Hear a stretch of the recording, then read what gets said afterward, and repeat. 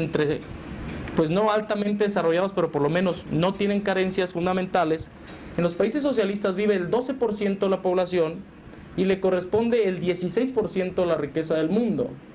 Mientras que en los países subdesarrollados, América Latina, África, Asia, vive el 60% de la población y entre ese 60% se tienen que distribuir el 12% de la riqueza del mundo.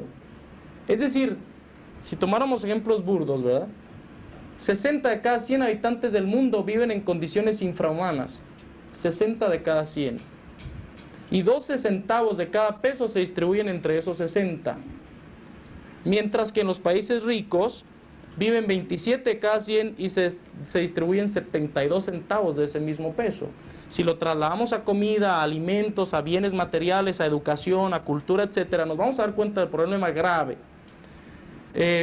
Como sé que tengo el tiempo bien delimitado, les voy a dar los elementos que componen la estructura del subdesarrollo para que las personas que me estén escuchando, si tienen alguna pregunta o alguna intervención al final de mi plática, con mucho gusto vamos a quedarnos el tiempo que quieran, si nos lo permiten, a discutir este tema. Los parámetros que se han establecido en sociología y en psicología social para considerar cuándo un pueblo puede ser subdesarrollado, y esto, como decimos en clase, ¿verdad?, se lo paso al costo a los trabajadores sociales para que también en su práctica profesional, si identifican alguna de esas características, ustedes pueden estar enfrente de un grupo, de un conglomerado que está padeciendo el subdesarrollo en todos los niveles. Estos son los parámetros que ustedes deben buscar para pensar si una persona, un grupo social o un pueblo es subdesarrollado o no. En primer lugar, la primera característica del subdesarrollo es el desequilibrio entre la población y los recursos. O sea, abundancia de niños y una alimentación deficiente. Desequilibrio entre población y lo que el pueblo tiene. Y vamos a ver, trabajadores sociales e invitados, vamos a pensar, ¿qué está pasando en el medio nuestro? Podemos observar esa primera característica en México, desequilibrio entre población y recursos. Claro, casi el 50% de la población en México es infantil. Y ustedes lo saben mejor que yo, ¿sí? Si la capacidad productiva de un pueblo se mide por la producción de cada uno de sus miembros, nos vamos a dar cuenta del problema grave en que en México, casi la mitad siendo niño y la otra tercera parte siendo mujeres, el trabajo, las personas que tienen el privilegio de tener un trabajo, son personas que tienen bajo sus o sobre sus espaldas la responsabilidad de más de 6 gentes en promedio. Y algunos hasta la mamá, aunque estén casados, se dan cuenta, ese es otro fenómeno muy interesante en nuestro pueblo, ligado con la psicología del mexicano, que la mamá es el ombligo del universo, y aunque se case quiere una esposa igual a su mamá y siempre está viviendo cerca de ella, y primero su mamá que hasta sus hijos. El segundo elemento del subdesarrollo es el desequilibrio entre los sectores productivos. Desequilibrio entre los sectores productivos. ¿Qué quiere decir esto? Que cuando un pueblo tiene una industria muy incipiente y una agricultura mal atendida y recursos alimenticios, fundamentalmente alimenticios, no atendidos, es un pueblo subdesarrollado. Primero nos vamos a poner medio pesimistas y después vamos a proponer soluciones. Ese debe ser nuestro papel. En México observamos un detalle bien interesante. México no es un país industrializado, pero tampoco es agricultor. Ya estamos importando granos de todas partes. Y es uno de los pocos pueblos del mundo que tiene mayor riqueza marítima y ni siquiera tenemos guardacostas para acabar pronto. Ya no explotar, sino evitar que se estén robando el pescado desde hace más de 30 o 40 años. Y cuando alguien quiere comer un pescadito, le sacan un ojo de la cara. Y encontramos que el producto más abundante en México, que es la pesca, es inaccesible al pueblo mexicano. ¿Cómo es concebible que un señor que gane 100 pesos diarios tenga para comprar un kilo de pescado que vale 120, el más corriente, o un kilo de carne que por ahí anda, ¿verdad? Eso es lógico. Y una industria incipiente y además prestada, completamente comprometida, ¿se dan cuenta? Entonces, otro elemento, porque tengo que ir rápido, es la escasez de capital. Ese es otro elemento como parámetro para ver qué pueblo es subdesarrollado o no. Escasez de capital. La escasez de capital se manifiesta en la conducta diaria de la gente por un parámetro, la escasez del ahorro. A la gente no le alcanza para vivir, ¿entienden? El ahorro en países industrializados, si considerábamos que el capitalismo sería la forma ideal de organización social, el ahorro es el parámetro del pueblo. Si la gente tiene para ahorrar, quiere decir que ha satisfecho todas sus necesidades y le queda para algo más, ¿entienden? En México el ahorro es muy relativo, hablando en términos generales, porque hay grandes cantidades ahorradas, pero pertenecen a unas cuantas familias, ¿sí? El pueblo no puede ahorrar. Pues si se ahorra proteínas y calorías porque se las puede comer, ¿cómo va a ahorrar? ¿Cómo va a ahorrar dinero, ¿verdad? Otro elemento del subdesarrollo son los recursos ociosos, cuyo parámetro está representado fundamentalmente por desempleo y subempleo. En nuestro país hay un desempleo bárbaro y un subempleo monstruoso. Es decir, la clásica gente que se dedica a echarse sus liebritas y de eso vive. Ese es subempleo, no tener un empleo fijo. Y yo quisiera que ustedes mismas me dieran los parámetros de la gente que viene a atenderse al Hospital General. En gran escala es gente desempleada y subempleada. Ustedes están teniendo el termómetro del desarrollo de la comunidad. Se calcula que en México cada persona que trabaja tiene que sostener más o menos entre 7 y 8 personas. Es decir, haciendo una división un tanto tonta, ¿verdad?, si se quiere, entre el número de individuos que hay y el número de empleos que hay, ¿verdad? O sea, cada empleo le correspondería sostener como a 8 personas. ¿Cómo es posible? Pero sabemos que inclusive esa estadística puede ser un poco más patética, porque muchas veces el empleo... muy bien. Muchas veces el empleo está concentrado en unas cuantas zonas. Me dan una buena noticia, tengo tiempo hasta la 1:30. ¿Sí? Gracias. El quinto elemento de su desarrollo es que observemos una comercialización deficiente. Una comercialización deficiente significa que el grupo no produzca lo que tiene que comer, lo tiene que importar y que no tenga nivel competitivo. ¿Me explico? Es un crimen que nosotros estemos dando petróleo por trigo. ¿Eso es un crimen social? O que estemos importando tractores y estemos permitiendo una serie de concesiones a empresas extranjeras. ¿Sí? O que por el hecho de sostener un miserable subsidio a las tortillas, el gobierno se comprometa con los grupos poderosos del país, ¿verdad?, porque les está dando empleos. Una comercialización deficiente que aquí en Ciudad Juárez la ven. Si nos revisamos qué comemos y qué vestimos y qué tenemos, nos vamos a dar cuenta que lo nacional no existe. ¿Sí? Desde los calcetines hasta el colchón. Marcas extranjeras. No competimos comercialmente, no producimos gran cosa. El sexto elemento del subdesarrollo son los desequilibrios monetarios. Desequilibrios monetarios como lo que estamos viviendo, ¿verdad? Si alguien nos pregunta cuál es la paridad del peso, yo creo que la paridad del peso es el desequilibrio. No podemos decir 23.05 porque mañana ya son 23.08. Una moneda que en los últimos 30 años ha estado devaluándose constantemente. Y esta es una cosa con la que se engaña a la gente. Una vez estaba yo precisamente discutiendo con un sociólogo reconocido en México y decía, es que el problema es la organización social. Sostuvimos un peso fuerte durante muchos años y de pronto pues tuvimos que revaluarlo. Eso no es cierto. La devaluación significa que el poder adquisitivo de la moneda cada vez sea menor. Es decir, el peso pudo conservarse a 12.50 en relación con el dólar. Nada más que las cosas iban a valer más caras. Se iba a tener que usar más pesos para comprar una sola cosa. Y eso es devaluación. Y toda la vida el índice inflacionario es sinónimo de desequilibrio monetario. Circulación excesiva. ¿Qué hizo el criminal social llamado Luis Echeverría Álvarez? Para sostener al pueblo con el dedo, lanzó una emisión exagerada de billetes que no tenían fondos.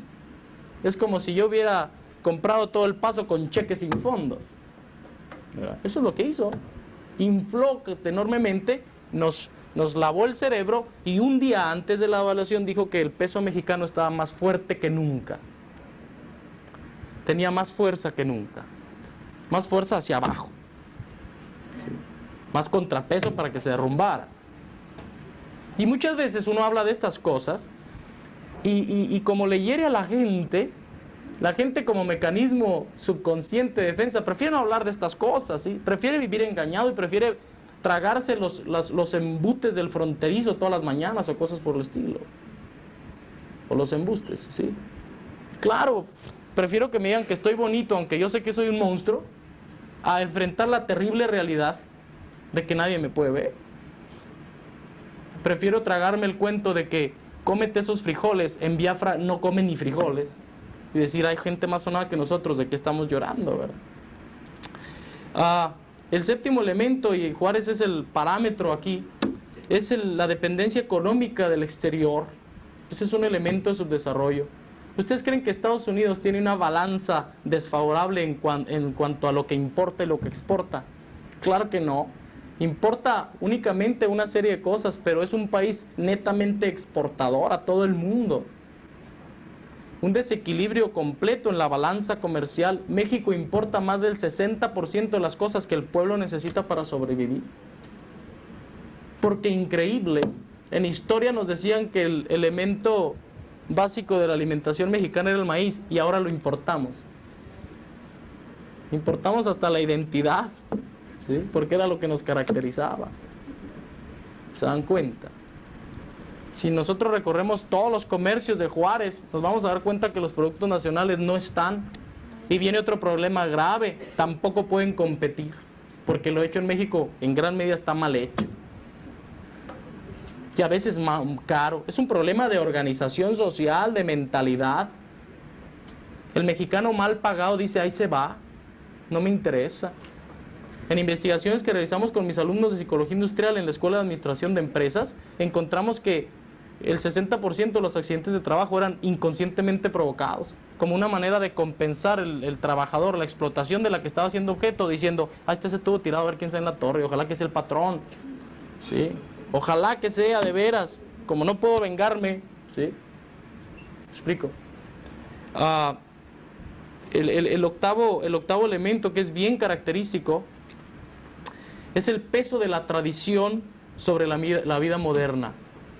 Un pueblo subdesarrollado se caracteriza porque la gente es muy tradicionalista y su forma de vestir, su forma de actuar, sus costumbres, sus actos se caracterizan por, el pueblo se caracteriza por tener un gran porcentaje de gente antigua conviviendo con una incipiente gente moderna. Ejemplo, hay un enorme porcentaje de gente que sigue conservando ideas antiguas, sigue usando huaraches, sigue usando casas, habitación de tipo antiguo, con pisos de tierra, ¿sí? Ropa antigua, costumbres viejas. Y eso tiene que alternar con lo supuestamente moderno. Me he encontrado, por ejemplo, con que el problema grave de los fenómenos migratorios en México. Cuando un pobre campesino, supuestamente dueño de la Revolución Mexicana, cuando un campesino tiene que emigrar a la ciudad, el principal problema que tiene es conductual, ¿se han dado cuenta? Es decir, acostumbrado a la tradición, tiene que enfrentarse con pautas de conducta que no entiende. La maquila, por ejemplo, tiene un problema social gravísimo que es producto de este fenómeno sociológico. Mujeres que en Durango, en Zacatecas, en Chiapas, en Torreón, qué sé yo, vivían en familias tradicionales donde tenían que conservarse en su casa y el papá era el que iba a proveer de todo, etcétera. De pronto se ven arrojadas a buscar la vida por ellas mismas, se vienen a Ciudad Juárez, consiguen un trabajo, una maquiladora, de pronto se ven ellas el ombligo de la familia, ellas son las que ponen el sustento, de pronto se ven una serie de conductas que no estaban acostumbradas a ellas y el problema es gravísimo. Un índice de madres solteras enorme, un índice de mujeres explotadas hasta en lo sexual enorme, una desorganización familiar terrible, donde el padre no puede soportar la frustración de verse relegado y sostenido por una hija mayor que consiguió trabajo en una maquiladora, pero él no puede conseguir trabajo porque además para él no hay. Y de pronto esa familia tiene que acostumbrarse al ritmo moderno cuando por generaciones, la vida no cambiaba, era tradicional y no cambiaba nunca.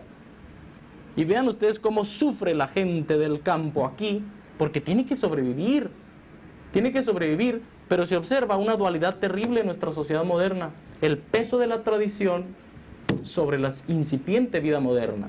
Porque también el desarrollo del pueblo, el desarrollo tecnológico, tiene que implicar gente moderna, lógico. Pero también eso ha provocado un problema muy grave, el conformismo de la gente, la mediocridad de la gente. Una de las consecuencias del peso de la tradición es que la gente cree en un orden natural de las cosas. Así ha sido siempre. Dios nos ayude, ¿sí? Siempre habrá ricos y pobres, siempre estaremos sonados, siempre habrá gente que se roba las cosas. Y eso es producto de una tradición, eso es producto de una cultura de agachados, de una cultura de conformistas, de una cultura de cobardes, y cobardía justificada, porque si yo soy un pobre empleado que apenas sí gano para que mis hijos tomen leche y alguien me dice, vamos haciendo una huelga porque estos nos están explotando, digo, no, porque a lo mejor ya no toma leche mi hijo, ahí muere, y eso es lo que está explotando el sistema, la mediocridad forzada de la gente, ¿sí? Y se observa en todos los parámetros, absolutamente en todos.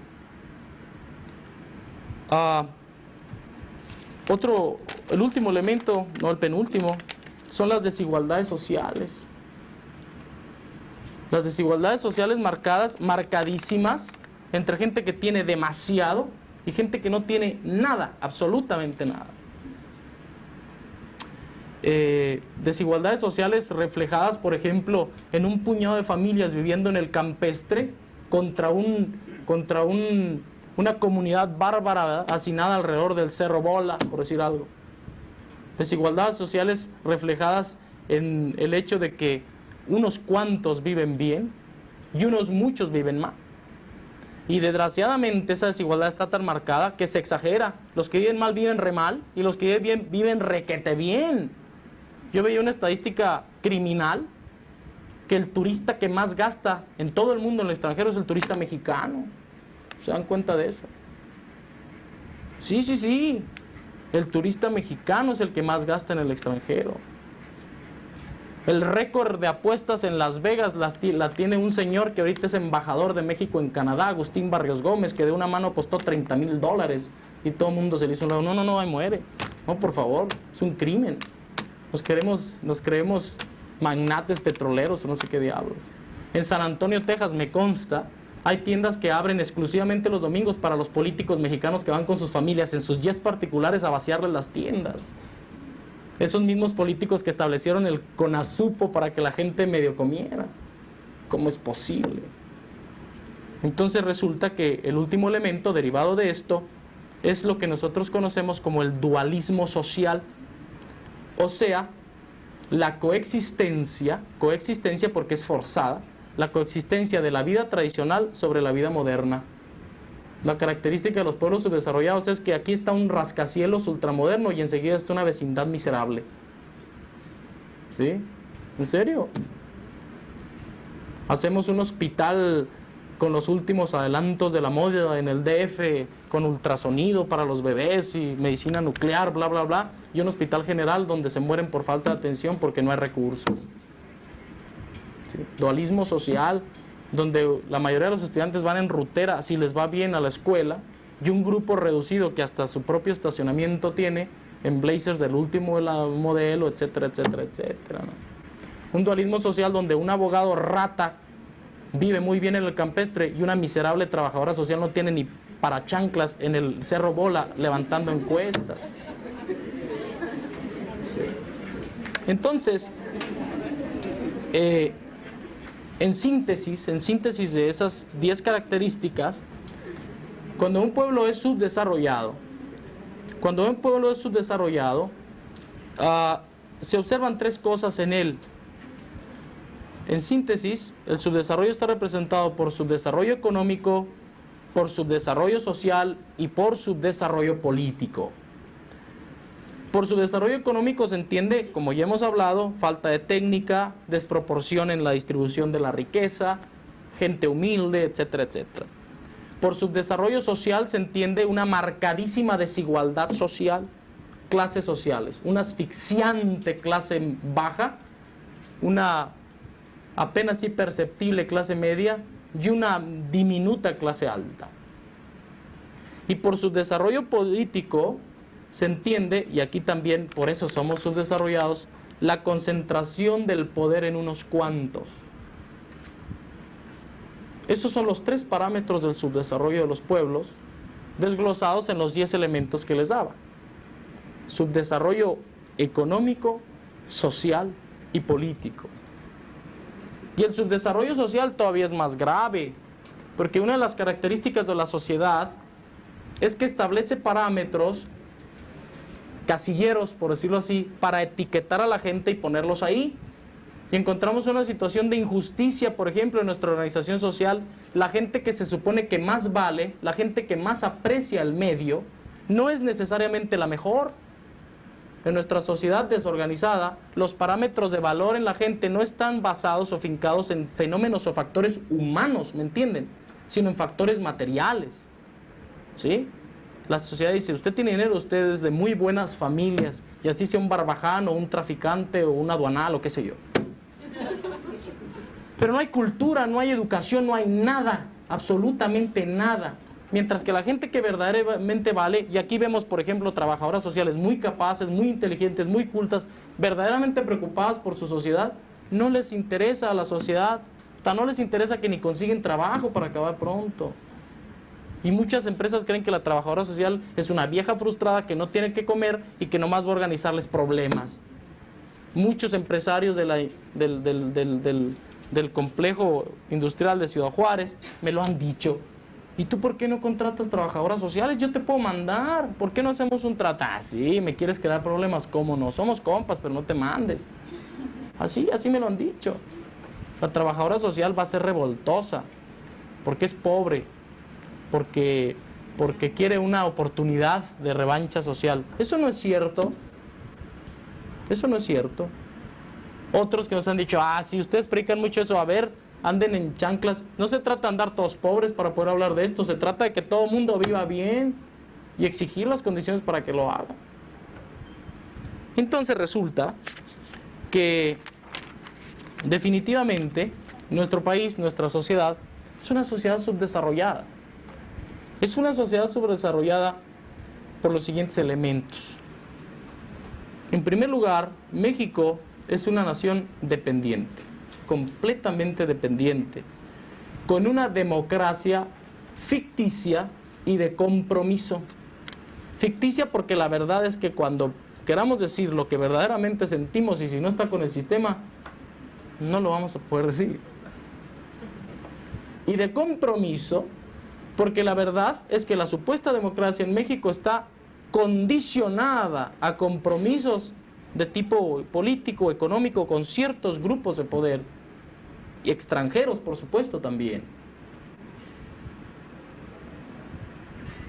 México es un país subdesarrollado porque tiene algunos factores que nos lo indican. Por ejemplo, los factores políticos. En los factores políticos, lo primero que se observa en nuestro país es que tenemos un poder ejecutivo omnipotente, inclusive superior a la época de los virreyes.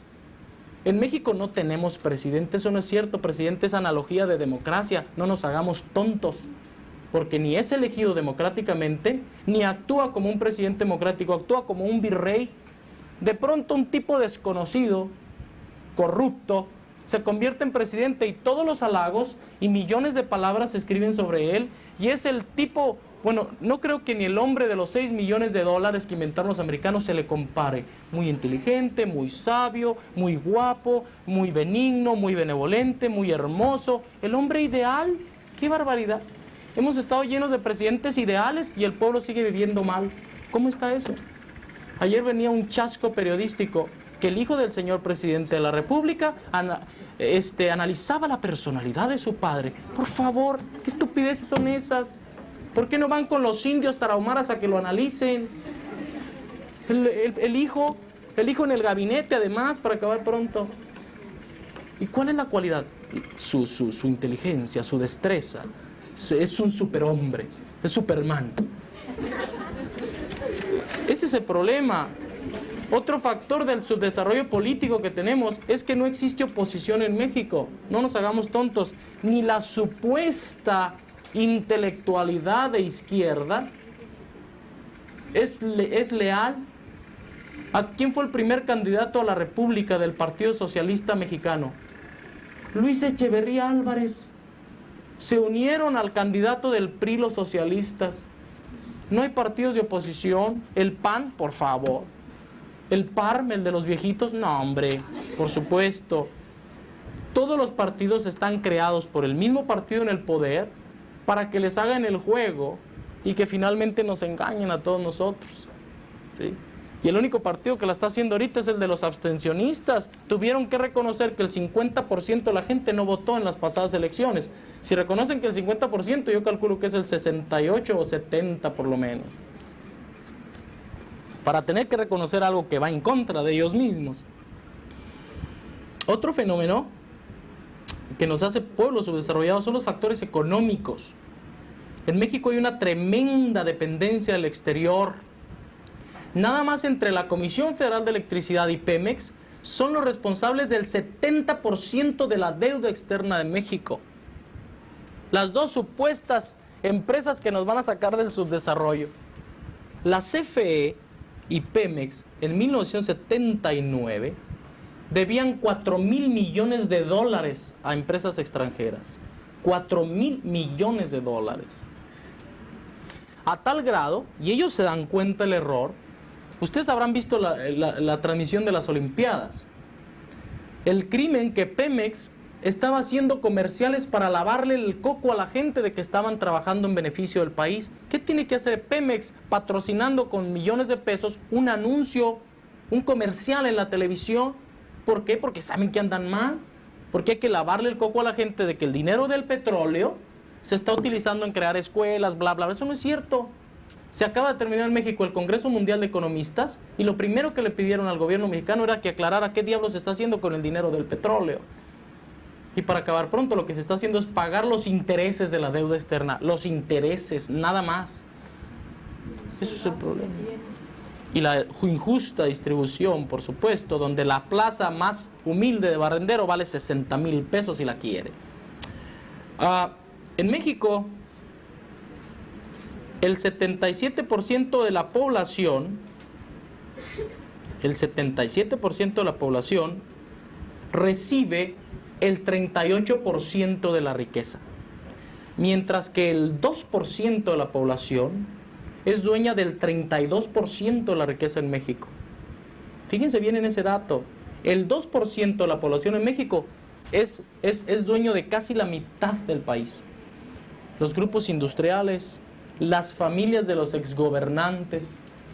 Se comenta por ahí que un recién expresidente de México le dio un prestamito a su cuñado para que pudiera para que pusiera una cadena de gasolinerías que consistió en 1,000 millones de pesos.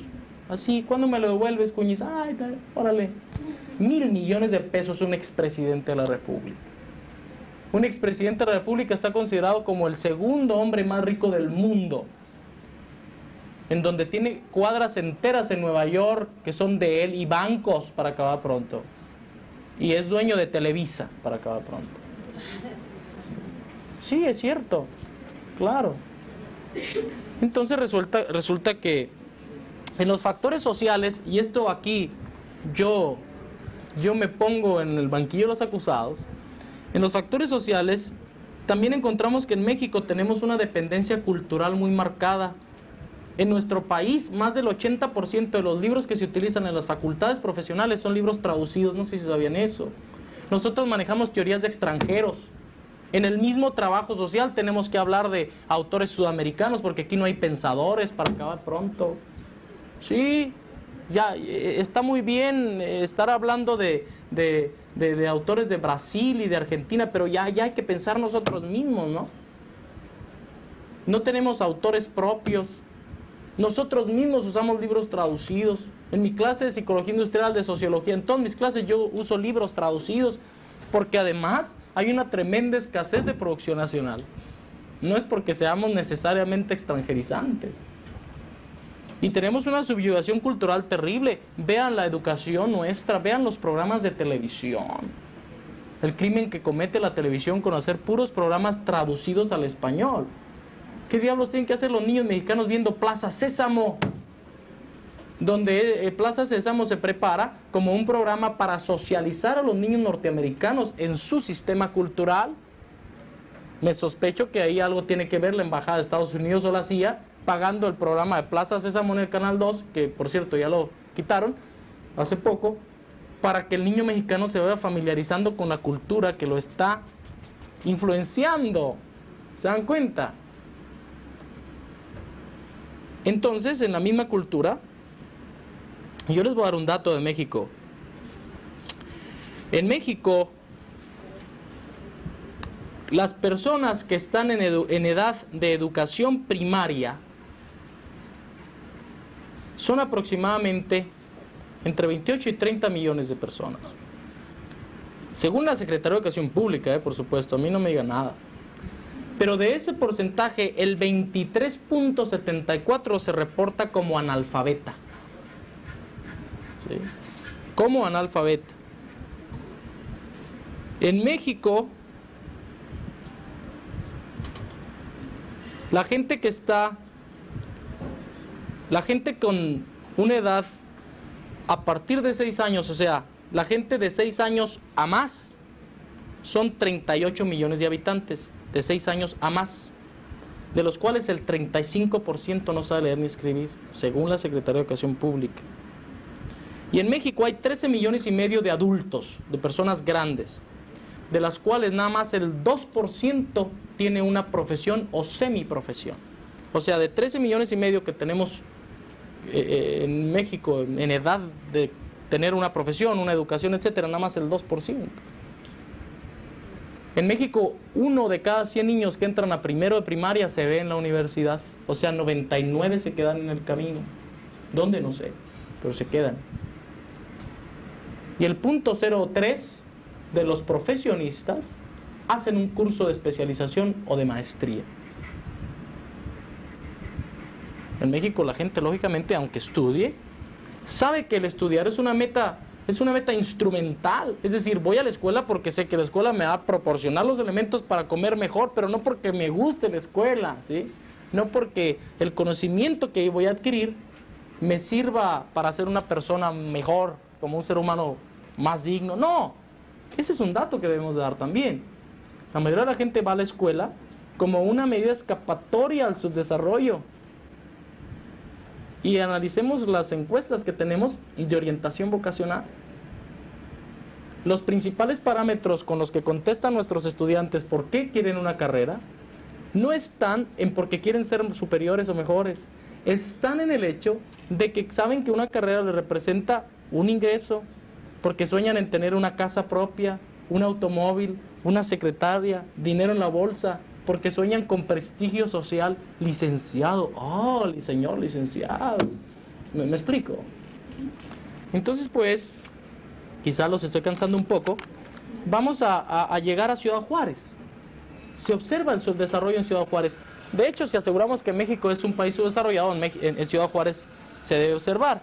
Pero tengo algunos datos en Ciudad Juárez que, por cierto, poca gente conoce, porque estos datos vino a hacerlos una empresa muy seria particular de Monterrey para ver si establecía unos negocios aquí.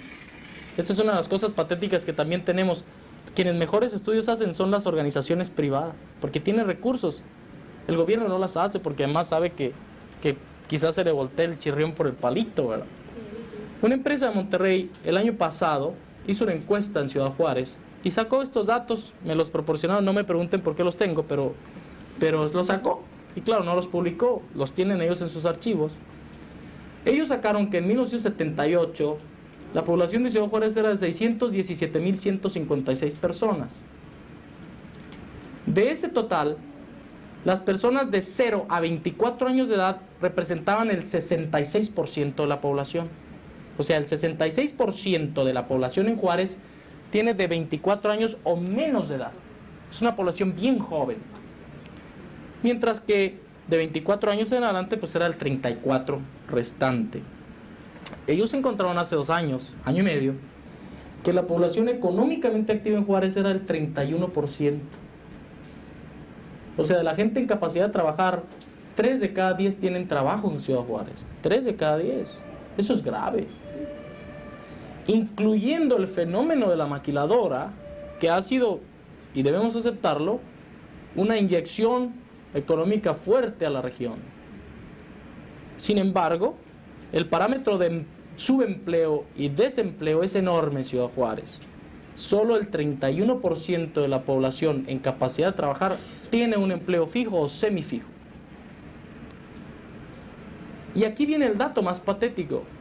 En 1978, ya en el año de la devaluación, se encontró que en Ciudad Juárez, de toda la gente que trabajaba, las personas que ganaban de 0 pesos a 2.499 al mes era el 58%.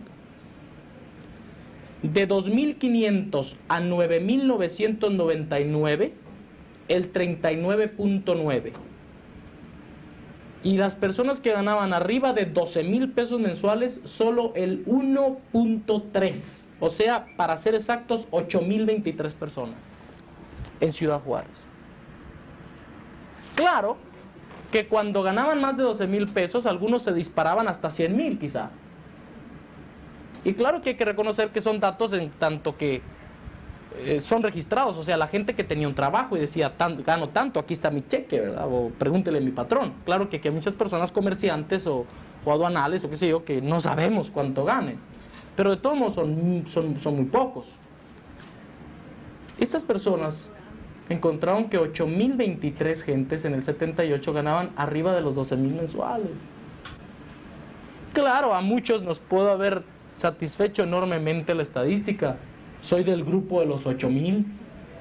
Sin embargo, de una población de 617,000 personas registradas, el 34% quiere decir que alrededor de 170,000 gentes trabajan en Juárez. Eso quiere decir que el 58% de 170,000, que ya hasta se me fue la cuenta, serían como 80,000 personas que ganan del sueldo mínimo para abajo. ¿Se dan cuenta? En conclusión, ellos llegaron a que el 91.7% de la población ganaba menos de 5,000 pesos mensuales. De la población económicamente activa, recuerden esto, ¿sí? De la población que trabajaba, por supuesto. El 91% ganaba menos del sueldo, o sea, del sueldo mínimo para abajo. O sea, el 8.3 ganaba más del sueldo mínimo. ¿Representado qué? Fundamentalmente por los profesionistas y por gente que tenía una jerarquía más o menos aceptable en la empresa. Y ya casi para terminar, ya casi, ellos encontraron que en Ciudad Juárez las estadísticas familiares horribles son las siguientes. El 82.79% de las familias en Ciudad Juárez tenían entre 4 y 11 miembros. El 10.48 entre 1 y 3. Y el 6.73 entre 12 y 14. O sea que entre el 6.73 y el 82.79 tenemos que casi el 90% de las familias en Juárez tienen en promedio 7 u 8 elementos. Y no todos trabajan por acá.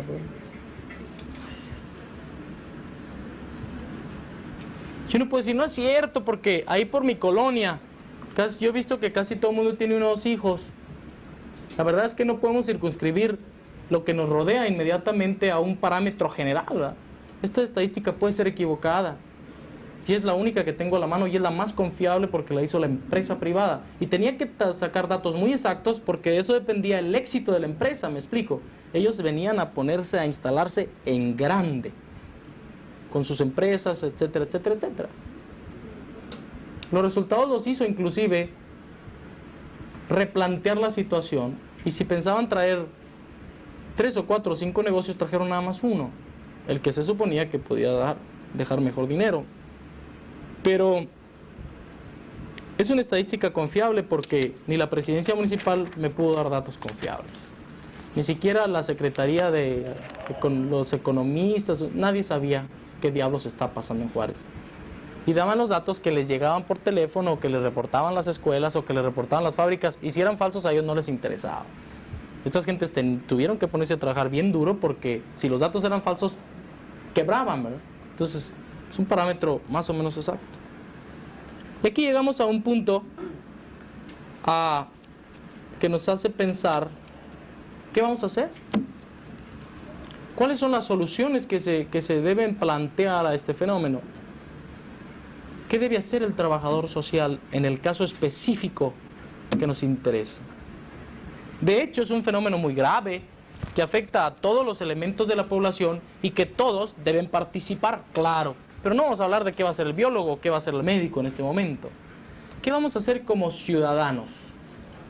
Alguien dijo con una certeza increíble, el futuro de la humanidad es el mismo, el futuro de los niños.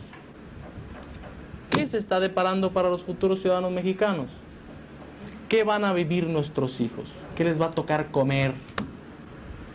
¿Qué va a pasar? ¿Qué está pasando con esta desorganización social?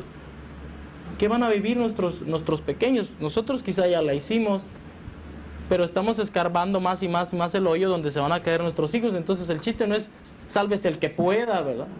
Porque te llevamos trascendencia, acuérdense que traemos gente atrás. Y la mentalidad de la gente es esa, sálvese el que pueda. Yo ya lo hice y ahí nos vemos. A mí no me digas, no. Que tumbar al director de la escuela, no. A mí ya me pasó. Que hacerle una huelga al dueño de la fábrica, no. Después yo me quedo sin nada. ¿Cómo es posible? Y inclusive la mentalidad de la gente se tiene que subyugar. Un gran porcentaje de los líderes del movimiento del 68 están en el gobierno. Yo tenía un amigo que cuando estábamos en preparatoria se caracterizaba por ser una persona extremadamente radical. Era súper izquierdista. Inclusive hablaba de irse de guerrillero, que no sé qué era cuando andaba la cosa en Acapulco dura, en Guerrero. Dejé de verlo por cuestiones de que yo me fui a estudiar a Estados Unidos, él se fue a México, etc. Y un día que nos encontramos, el señor tenía una comisión en el Ban Rural. Yo le dije, oye, ¿qué pasó con aquel radical? ¿Qué pasó con aquel socialista? ¿Qué pasó con aquel guerrillero? Yo te hacía muerto, mínimo. Aquí me acuerdo que el último día que nos vimos, dijo, adiós, nos encontraremos en la guerrilla algún día. Ay, y entonces él me contó algo patético que nos ha pasado a todos alguna vez. Dijo, no, el guerrillero que tú conociste siguió existiendo y entró a la Facultad de Economía en la UNAM y se casó y tuvo hijos. Y era ahí un idealista, pero un día, dice, que llegué a mi casa, mi hijo estaba llorando porque no había comida en la casa. Entonces mi esposa, al borde de la histeria, al borde de la neurosis, me dijo, sal a buscar comida. Y entonces él, pues muy frustrado, le dice, pues la verdad es que no tengo un 5 y en todas las partes que he tocado me han cerrado la puerta. No hay trabajo para mí. Me traen finto, ¿sí? La verdad, me traen bloqueado. Y le dijo a la esposa, pues te puedes quedar con tu dignidad, pero tu hijo tiene hambre de leche. La leche cuesta, esa no se compra con dignidad ni con ideas. Y sal y me vas a traer leche, como tú la encuentres. Entonces, moraleja, ¿verdad? Esta persona no soportó la presión, su hijo tenía que sobrevivir. Y empezó a cambiar de mentalidad y fue absorbido por el sistema, etcétera, etcétera, etcétera. Y reconozco, puede ser un corrupto en potencia en este momento, o lo es ya. Pero la verdad es que uno de los enemigos de esta situación son precisamente los radicales. La gente imbécil que cree que va a hacer lo que hizo Lenin en esta época, o que cree que el socialismo es la solución de todos los males, o que cree que importando un virrey, como ya se hizo cuando fuimos por primera vez independientes, se van a resolver las cosas. La verdad es que la gente tiene que empezar a pensar por sí misma y sacar sus propias teorías y sus propias conclusiones y sacar sus propias soluciones, no importarlas de ningún lado. Ese ha sido el tremendo problema de los pueblos también, que se han quitado un yugo para ponerse otro, ¿sí? Y seguimos importando ideas. Y seguimos creyéndonos unos grandes intelectuales y empezamos una plática diciendo, como dijo Marx, y ahí ya nosotros no tenemos ningún valor. Como vamos a decir nosotros, porque somos los que estamos viviendo esa situación. Y además las soluciones de un pueblo o que le funcionaron a un pueblo no se pueden importar a las situaciones de otro. El socialismo que dice como estamos mentalmente sería un fracaso rotundo, porque haríamos inmediatamente un socialismo charro, blanco, ¿sí? Quizá el socialismo sea la solución a los problemas del país, no me asusta, pero que lleguemos a esa conclusión nosotros mismos, ¿verdad? Que nosotros mismos lleguemos a encontrar eso. Hace un año trajimos a un gran sociólogo a dar una conferencia en la universidad, un señor que se llama Melvin Delefleur, que es un gran sociólogo, está dando clases en la Universidad de Washington y luego lo trajeron a la Universidad de Albuquerque, y él vino junto con el doctor Pedro David, un gran amigo nuestro que también ha venido a dar conferencias con nosotros, y él decía que en los grandes años que tiene, sus libros son libros de texto en todas las universidades americanas y de Europa y están traducidos en toda América Latina, es un gran personaje, y él decía, la mayor frustración de mi vida es que con todo lo que he estudiado, me he dado cuenta que todo lo que hemos manejado en sociología no sirve para un comino y que cada pueblo tiene que encontrar sus propias soluciones para acabar pronto, porque alguien ahí, un alumno le dijo, señor, con su personalidad, con su experiencia en las teorías sociales, díganos cuál es el camino, qué va a pasar con México, qué recomienda usted para México. Y el señor dijo, debo reconocer que ahorita no sé nada y que inclusive todo lo que yo pensé y defendí no vale 3 cacahuates. Su obligación es ponerse a pensar y ver cómo la va a hacer y cómo va a resolver. Su obligación es sacar a sus propios teóricos, a sus propios reformadores sociales. Y esa es la obligación del trabajador social. Esa es la obligación del trabajador social. No lo va a hacer un abogado, créanmelo. El abogado es el producto del sistema corrompido que tenemos. No lo va a hacer el médico, perdónenme, pero no lo va a hacer enfermeras y hospital general, no lo va a hacer. No lo va a hacer el ingeniero, al ingeniero le vale. Ni el arquitecto, ni el arqueólogo, ni el astrónomo. Lo va a hacer gente como ustedes exclusivamente. Gente con conciencia social. No gente radical ni torpe, gente que se interese por los problemas de los demás. Gente que salga con la conciencia que no tiene la solución a la mano, pero tiene la voluntad en la mano. ¿Sí? Y quizá lo que le recomendemos a una señora para resolver los problemas con su hijo, eso no se lo podemos recomendar a la otra. ¿Sí? Tenemos que crear un nuevo modelo. Y ese es un error también de nuestras escuelas de trabajo social. Les damos modelos, salgan y a todo el mundo díganle esto. Es cierto, es cierto. Exactamente, exactamente. Entonces, yo creo en lo particular, ¿verdad? Si lógicamente he hablado tanto, debo hablar de qué diablos pienso, dónde debe estar la solución, qué se debe hacer. Yo creo que la solución para lo que estamos viviendo, es una opinión muy modesta y es particular por lo menos, creo que está en 3 aspectos muy importantes de la vida social. El primero de ellos, y no podemos negarlo, el primero de ellos es la producción. La producción. En donde podamos asegurar que el país, el grupo en el que estamos, va a producir por lo menos lo que necesita para sobrevivir de una manera digna. ¿Me explico? Acelerar programas en el campo, acelerar creatividad en la gente. El parámetro del desarrollo es producción y más producción. Producir y producir y producir. Producir en todos los sentidos. Producir intelectuales, producir libros, producir ideas, producir grano, producir carne, producir. Somos un pueblo poco productivo, créanmelo. Y somos un pueblo que estamos acostumbrados a que nos den las cosas, no a crearlas o a encontrar los medios para adquirirlas. Tenemos que producir, ser productivos. Otro fenómeno es el de la educación. Tenemos que replantear ya, pero ya, cómo andamos educando a la gente. Y no estoy hablando de educación escolar, estoy hablando de educación conductual. Porque si vivimos en un medio, por ejemplo, en que la corrupción es una traba, una madre de familia que le está proponiendo a un hijo un beso por una paleta, ahí está depositando el germen de la tranza, ahí está depositando el germen de la corrupción. Deme un beso y le doy una paleta, si no, no. ¿Sí? Pórtese bien y le doy chocolate. Vaya a la escuela y lo quiero. Es decir, la gente está acostumbrada a portarse bien, no por la satisfacción de ser bueno, sino por el temor de ser malo. Por eso a nuestros alumnos les encanta que falten los maestros, algunos, ¿eh? Y se ponen felices cuando hay un puente. ¿Por qué? Porque van forzados. ¿Dónde está la producción intelectual ahí?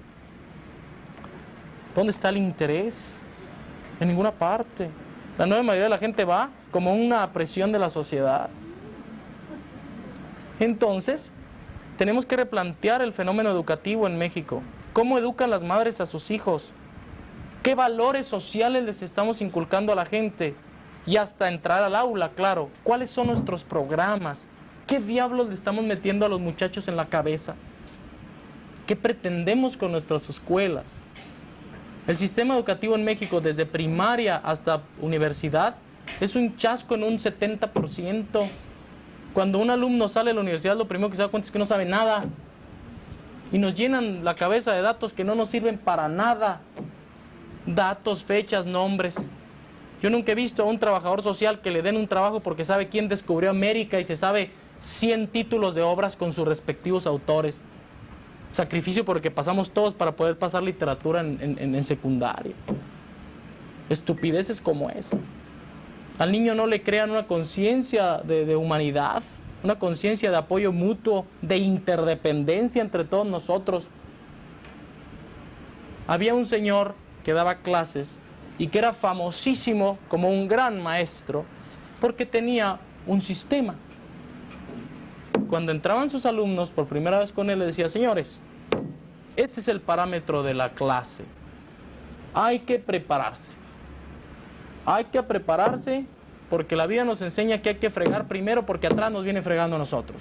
¡Bravo! Todo el mundo aplaudiéndole. ¡Qué bruto, qué maestro, señor! ¿Cómo es posible? O sea, decir, la educación es un elemento para competir mejor. Te los vas a echar al plato. Y ese es el parámetro de la enorme mayoría de nuestros profesionistas. Inclusive a competencia hasta desleal. Yo te cobro menos y te hago lo mismo. ¿Sí? Entonces resulta que la eliminación de los parámetros educativos que tenemos en todos los sentidos es algo que es prioritario. Ustedes saben muy bien que cuando un muchacho entra a la escuela, ya lleva toda una escuela, la escuela de la vida, ya lleva ideas, lleva costumbres, lleva una personalidad formada, lleva actitudes. Y lo único que hace el sistema educativo es acelerar todo lo que lleva el sujeto, pero no lo modifica. Una gran frustración que nosotros sentimos como maestros universitarios es que en primer semestre recibamos un barbaján y a los 5 años le estemos titulando un barbaján abogado. No cambió nada, el sistema educativo no sirve para que la gente sea mejor. ¿Me explico? La gente sigue con los mismos tabús, con los mismos complejos, con las mismas conductas. La educación debe llevar la finalidad de la modificación conductual. La modificación conductual. La educación desde que el niño está mamando para acabar pronto. Porque hasta en nuestra casa les enseñamos a nuestros hijos a competir deslealmente entre ellos. Y algunos se hacen barberitos ahí con el papá porque saben que van a obtener más facilidades, etcétera, etcétera, etcétera. Y el tercer factor, para mí, es la eliminación de la burocracia y de la corrupción. No. Ahí está. Esa es la gente que no llega a ningún lado. No se puede. Claro que se puede. Pero nada más que tengan en mente algo, trabajadoras sociales, de un teórico social muy famoso que dijo: quienes provocan los cambios nunca los viven. No se frustren pensando en que no se puede eliminar la corrupción porque ustedes no van a ver los frutos. No los van a ver. Su misión histórica es poner el germen, poner la semilla, ¿sí? Pero por lo menos estamos asegurando que en 2 o 3 generaciones la palabra corrupción no esté en el vocabulario de la gente. La palabra tranza no se conciba en la mentalidad de nuestro futuro nieto.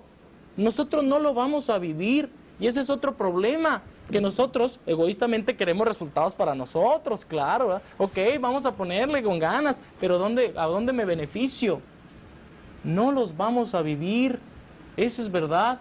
Si tenemos un sistema que se ha desviado de lo normal durante 3 o 4 siglos, ¿cómo lo vamos a cambiar en una generación o con una plática? Claro que no, pero tiene que cambiar. Y nosotros, nuestra misión histórica es empezar a decir que tiene que cambiar. Quizá la segunda generación va a empezar a trabajar para cambiarlo y ya va a llegar un momento. Los cambios históricos no se dan en una generación, entiéndalo. Se dan en un proceso histórico que puede llevar años. Pero imagínense que en Rusia hubieran pensado, no se puede cambiar la monarquía. O que Carlos Marx hubiera dicho, no, pues, no se puede cambiar esto. No se puede, mejor nos quedamos donde estamos. O que el mismo Cristo, para que los que sean creyentes, hubiera dicho, no hombre, la humanidad está rezonada, yo para qué les digo nuevas pautas de conducta, mejor crucifíquenme de una vez, no me van a hacer caso, bola de tontos. No, su misión histórica estaba en decirlo y se lo echaron al plato, él lo sabía perfectamente, pero estaba dada su misión. Y la misión de la trabajadora social actualmente es cambiar de mentalidad, y quizás hasta ahí llegue nada más, pero ayudar a que todos cambiemos. Muy relativamente vamos a ver cambios, yo lo sé. Es que la corrupción es el cáncer del alma, ¿se dan cuenta? Es el cáncer del intelecto. Se trata de empezar a crear formas para curarnos, nada más. Nada más, por lo pronto. Pero puede llegar un momento en que la humanidad ya no tenga esa enfermedad. No se trata de extirparla como un tumor que puede inmediatamente tener ramificaciones. Se trata de crear las condiciones para que la enfermedad se erradique por completo. Esa es nuestra labor. Y por eso mucha gente no nos entiende. Porque dice, qué padre, pues sí, pero pues siempre es igual. Ándele pues, siga pensando así y nunca vamos a empezar. Y otro sentido, el derrotista, decir, ok, empiécele usted. Pues si yo hablo y toda la bola de tontos no me oye, o yo quiero ser justo, o yo quiero ser limpio, pero veo que toda la gente es bien tranza, ¿por qué yo? Pero el día en que cada uno de nosotros empiece a depositar la idea que no le hace, vamos a empezar nomás nosotros, va a llegar un momento en que seamos 100 los que pensamos que nomás nosotros, y eso ya empieza a cambiar las cosas. Yo sé que la mayor frustración que una persona tiene en un cambio social es verse solo y ver que la gente no hace lo que debe hacer. Ese es un problema muy grave, claro que sí, pero es un conformismo y una mediocridad de esperar que primero empiecen los demás. Eso ha sido una de las características de la psicología del mexicano. Cuando se trata de trabajar, lo evita. Cuando vienen los logros, inmediatamente se pone en primera fila. ¿Sí? El sacrificio por algo, que lo hagan los demás. El elogio, el aplauso, la gratificación, e inmediatamente reclamamos, acuérdate, yo te presté esto, o yo te facilité aquello. Entonces la misión del trabajador social es definitiva en este sentido. Por ahí se ha manejado de manera demagógica inclusive, y lo hemos manejado en clases, que el rol del trabajador social es un agente de cambio. Sin embargo, no le decimos cómo diablos debe ser el agente de cambio. Porque el agente de cambio no significa que una trabajadora social vaya a una vecindad y le diga a la gente, rebélese, hombre, miren nomás cómo lo tienen. Va a ser agente de caos en ese sentido. O creer que la trabajadora social o el trabajador social tiene la solución a los problemas, tampoco. Es un conducto nada más. Pero definitivamente, si hacemos un análisis completo y vemos entre las distintas profesiones que existen, cuáles son las que tienen mayor compromiso con los demás, mayor compromiso con la humanidad, tendremos que poner en primerísimo plano al trabajador social. Definitivamente. Grábenselo. En primerísimo plano al trabajador social. El trabajador social no puede en ningún momento considerar que su actuación va a ser en un sentido materialista. Claro, debe estar bien pagado, debe recibir retribución justa por lo que hace. Tampoco son hermanas de la caridad, ni deben de serlo. Hay trabajadoras sociales que no conciben estar bien pagadas y hacer una buena labor. Se creen héroes nacionales. No, tampoco, claro que no. Y deben hacer conciencia en la comunidad que tienen un primerísimo plano, porque la mayoría de los profesionistas que tenemos en las distintas áreas, nada está haciendo por mejorar a la comunidad. ¿Qué hacen los abogados? Nada. Nomás llenarnos de leyes que ni entendemos ni cumplimos. Lo primero que hacemos es pisotearlas para acabar pronto. ¿Qué hacen los arquitectos? Y esporádicamente algún médico altruista hace algo. Pero las profesiones en su gran mayoría no están haciendo nada por convertirse en agentes de cambio social, cambio constructivo. También los trabajadores sociales radicales con pancartas y estrellas en el hombro y que Partido Comunista, que no llegan a ningún lado. Inclusive los miembros de esos partidos radicales son unos vivales que nada más explotan la ignorancia de la gente. Hay líderes del Partido Comunista aquí que viven en el campestre para acabar pronto. ¿Cómo es posible? Entonces, ante este cúmulo de datos que he dado, que no son míos, por eso los considero interesantes también, pero que no podemos por ningún motivo negar su existencia, debemos empezar a cuestionarnos cuál es el papel del trabajador social. Y volvemos a la analogía de Melvin Delefleur. Yo no sé. Yo no sé, pero es hora de que empiecen a pensar cuál va a ser su participación en el desarrollo social. Y esto va a ser un eslabón. Tampoco crean que son la Mujer Maravilla y que todo pueden hacerlo. No. Con una trabajadora social que por lo menos comprenda que la persona que viene al Hospital General viene frustrado, viene acomplejado, viene con tremendos problemas, y lo comprenda, ya está cumpliendo una labor eslabonaria. La segunda irá a atenderlo bien, la tercera estará la enfermera etcétera, etcétera. Pero es una labor de conjunto toda la vida. El rol del trabajador social es importantísimo y tenemos que convencer a la comunidad. La comunidad está cerrada.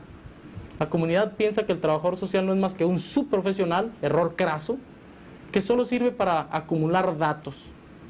La tremenda frustración que yo he tenido toda mi vida como director de la Escuela de Trabajo Social es que cuando alguien necesita trabajadoras sociales o cuando alguien necesita algún trabajo secundario, me hablan, oiga, ¿no tiene unas trabajadoras sociales que me mande?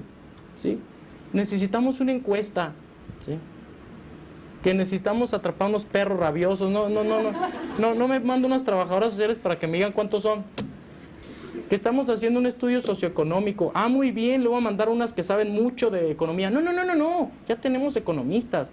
Mándenlas para traerlas casa por casa porque ellos se creen la mamá de Tarzán y no quieren ir. Mándenlas para que anden encuestando. ¿Sí? Eso no es el trabajo social. Nunca, no podrá ser. Sino, ¿para qué diablos entramos a la escuela? La gente está cerrada a la realidad de la importancia del trabajador social. Y para los intereses colectivos, yo me quedo con un trabajador social en comparación a un doctorado en Derecho. Fácil. Pero fácil. Eso es lógico. ¿Cuál es la labor del trabajador social ante este fenómeno que estamos viviendo del subdesarrollo económico, político y cultural? Ustedes tienen la palabra, nada más. ¿Ok? Les agradezco mucho. Sí.